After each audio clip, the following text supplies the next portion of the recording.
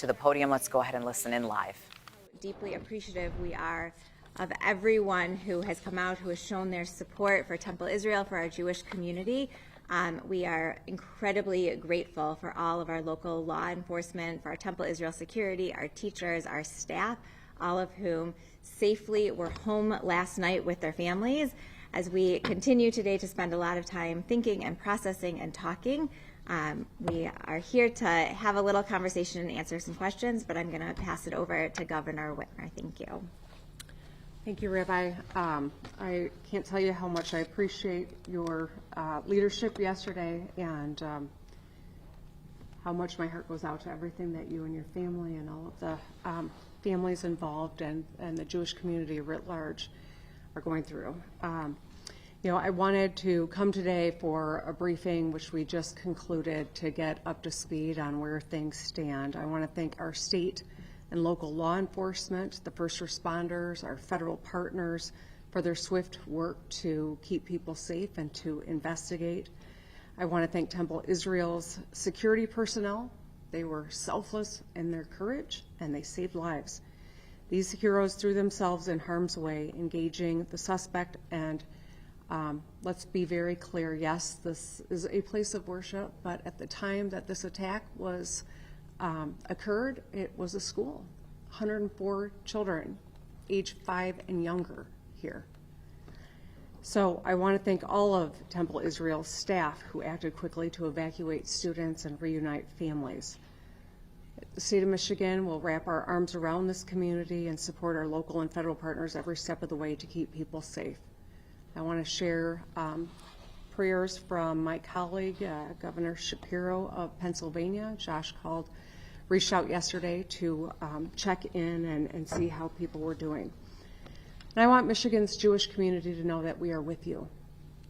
Violence in our houses of worship and in our schools and in our daycare centers like this hits especially hard. Temple Israel is a pillar of the community. It's one of the largest Reformed Jewish congregations in North America, with Friday night Shabbat services attracting over 1,000 people. People celebrate bar and bat mitzvahs, weddings, and holidays here. Parents bring their children to daycare and school, and it's a place of peace, unity, light, and life. Yesterday's attack was anti-Semitism. It was hate, plain and simple. We will fight this ancient and rampant evil. We will stand together as we do it, and we will call it out. We must lower the rhetoric in this state and in this country, especially at this moment where we've seen such a rise in anti-Semitism and more attacks on the Jewish community. We must keep each other close. This community is on the edge, very understandably. We've seen a rise in attacks, especially over the last decade, especially over the last 10 months. And so it is important for us to stand up, to stand against it, and to thank the people who showed up to support the community, but also call out where we see acts of anti-Semitism, where we see threats, where we see something, how important it is to say something, and to recognize that each of us has a responsibility. People like the person that attacked this community yesterday get fomented by rhetoric that they see online and that they see on television and they hear on the radio. It radicalizes people and it endangers our fellow Michiganders. We cannot let this continue. And so each of us has a duty to take action where and how we can. And with that, I'll hand it over to Senator Slotkin, and then we'll take a couple of questions. Thank you, Governor. And just want to reiterate, I think it's clear that if it were not for the private security and the staff at Temple Israel, and then the first responders, first on the scene, local law enforcement, if they had not all done their jobs almost perfectly, we would be talking about an immense tragedy here today with children gone. This could have been much, much worse. So I give incredible credit to law enforcement and the people who were in the room, putting themselves and their own families at risk. I think, the governor said it very, very well on the way this community has responded It's been incredible to watch neighbors in the community here, both organizations and just regular old citizens, open up their homes literally yesterday to help care for people who were fleeing from this. And this is a place that I have a very personal connection to. I feel I've spent a lot of my time growing up in and out of this temple, and I feel just an immense amount of pain, as does the rest of the community, that incidents like this even happen. And I think it's just important to be clear, as the governor said, that whether anti-Semitism is coming from the left or the right, whether it's coming from some group that you like or don't like, you have a responsibility to call it out. Because when you don't, it gives permission for people to climb that escalation, that ladder of escalation that goes from saying hateful things online to saying them in person to graffiti to ultimately violence. And the Jewish community suffers 10 times the number of hate crimes than any other community in this country. So it is an epidemic. And until we push back on that permission, we're going to see incidents like this continue to proliferate. The Jewish community spends over $1 billion across the country securing their houses of worship, their schools, their institutions. No community in America should be fearful of having their own kind congregate for things like education and worship. So I stand here proud of the community, but angry that we even are put in this position. Thankful to law enforcement, but asking the average citizen out there, if you have a friend, a colleague, coworkers who are using anti-Semitism in their daily life and feel like it's just normal, please call that out wherever you see it. Thank you. If I may say a few words. Yes. Thank you. Good morning. My name is Jonathan Morshay. I'm the Township Supervisor here in West Bloomfield. For those of you unfamiliar with township government in Michigan, my position's like the mayor of a city, elected by the voters, but I'll stop the civics lesson. I think it's fair to say that none of us went to bed Wednesday expecting to wake up Thursday's events. But thanks to the preparation and training of Temple Israel's security team and the West Bloomfield Police Department, the unexpected did not turn into tragedy. Yesterday's incident at Temple Israel is deeply concerning for everyone in West Bloomfield, Michigan, across the country, as well as Jews everywhere. I live in West Bloomfield, and my wife and I are members of Temple Israel, so I have a keen understanding of the effects on the community. We are thankful for the courage and professionalism of our first responders and our partner agencies who move to protect lives and work towards stabilizing the scene. Our thoughts are with all members of Temple Israel and their families. No community should ever feel unsafe gathering in a house of worship or sending their children to school. I want to thank all the officials, colleagues, and members of the public who have reached out to me in solidarity. I would also like to thank the Shenandoah Country Club for hosting the Operations Center and being the site where the preschoolers and parents were reunited. Shenandoah is a wonderful community partner, and I thank them from the bottom of my heart. We'll continue to work closely with law enforcement and community leaders as more information comes available. Thank you, and may God bless us all. Happy to open it up for a few questions. Yes. Is there any indication that the suspect may have expressed his intent or motives, whether online or to a loved one, what he had planned to do yesterday? I appreciate the importance of your question. I am not the appropriate person to answer that. We'll have to defer to the FBI as there's an ongoing investigation. Yeah, Charlie. Governor, do you think this happened because of the conflict in Iran? I'm not putting my theories into the press is not going to help an investigation, so I'm going to refrain from that. I do know that we have seen a rise in anti-Semitism. We have seen it over many years, predating the conflict, but certainly it is at a historic high, and I worry that that will continue. And so it's why I am calling on anyone with a platform to be very responsible with their rhetoric, not to identify or target the Jewish community. That is anti-Semitism writ large, and I don't think that any of us should permit or allow that to stand. And that's why I'm asking people to turn down the rhetoric. Governor, on that note, Josh Lynn at Fox 2 Detroit, we have a very diverse community, Jewish, Arab, and so on and so on.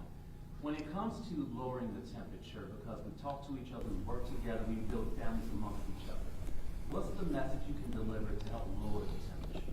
I think I'm trying to deliver that message right now, that we are Michiganders. This is a school. These are 0 to 5-year-olds that were targeted yesterday, 104.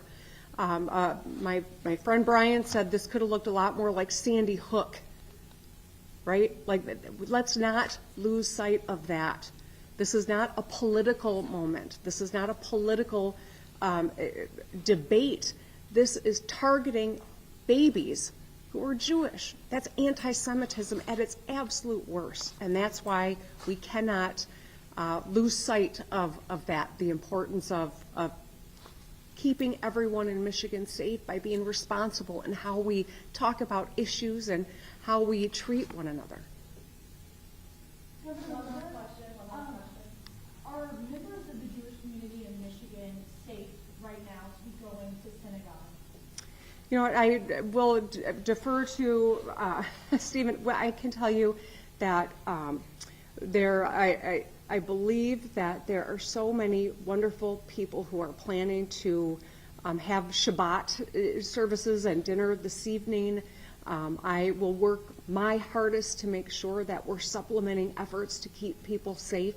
At the same time, in combination with that, turning down the rhetoric to keep these instances from happening, being able to respond when they do, but keeping them from happening in the first place is a part of our duty and our goal. Do you want to address that? I would simply say that private security is ready, and our partners in law enforcement, both state, local, and federal, are ready to do it, and we will be there. Like I said yesterday, we will continue to live proud Jewish lives. We will come back stronger, and we will be there tonight on Shabbat services and tomorrow morning. That will not stop. That will not end.